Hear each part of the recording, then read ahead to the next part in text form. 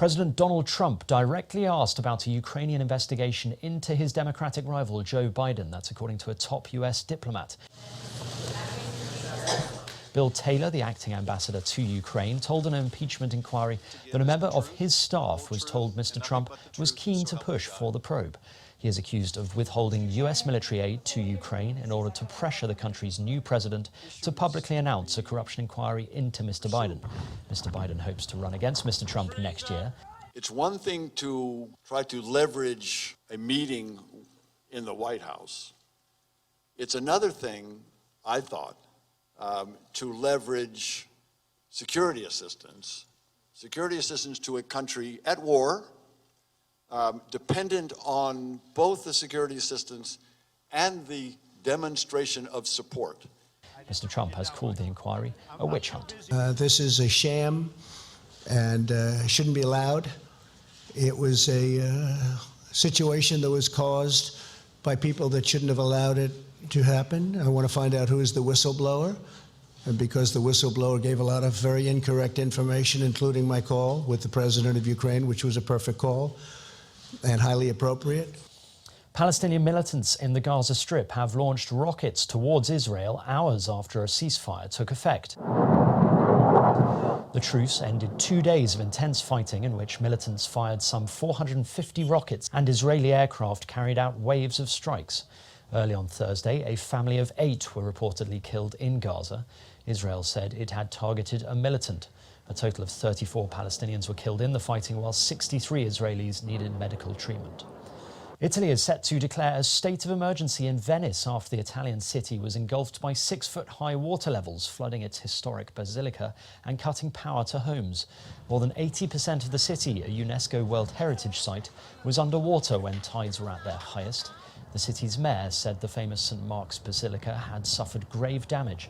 The crypt at the historic landmark was completely flooded on Tuesday, and there are fears that the basilica's columns may have been structurally damaged. Italy's Prime Minister Giuseppe Conte described the flooding as a blow to the heart of our country, saying the government would now act quickly to provide funds and resources. Tourists, though, are making the best of the difficult conditions. Venice itself is very interesting for us, and in this period of alta aqua, it's more interesting than ever. It was a bit difficult to find food yesterday night because we walked maybe for more than 1 hour to find a shop open. But finally we find, and we appreciate more our food now. An alleged former Islamic State soldier who's been stranded between the Greek and Turkish borders for 4 days will be extradited to the US. Mohammed Darwis B, who is thought to be a US citizen of Jordanian descent, was stuck at the border for 4 days after both countries refused him entry. Turkey is currently expelling a number of foreign Islamic State fighters. The country's interior ministry said it had started the process of extraditing the man, and the US had agreed to take him back. Egyptian President Abdel Fattah al-Sisi began his 2-day visit to the United Arab Emirates by meeting with Abu Dhabi Crown Prince Mohammed bin Zayed Al Nahyan. Since this initial meeting, the Crown Prince has announced that the UAE and Egypt have launched a $20 billion investment platform for economic and social projects.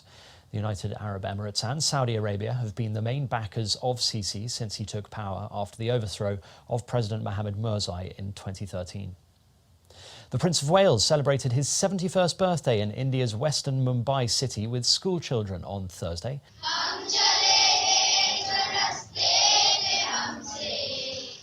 Children sang a birthday song and presented greeting cards to him as he cut a cake to mark the special occasion, which also happened to be Children's Day in India.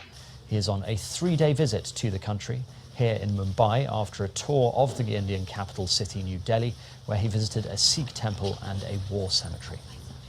And finally, on a day when impeachment hearings featured grim and grave legislators, the mood was decidedly lighter on another part of Capitol Hill. Therapy dogs wagged and snuffled, bringing smiles to faces of strained staffers. Pet partners and the Pet Industry Joint Advisory Council teamed up to bring dogs of all shapes and sizes to the Rayburn building as visitors stopped by for a hello. Although the dogs came on the first day of public impeachment hearings, the timing was pure coincidence, according to the company's president. And that's your international news around the world in 5.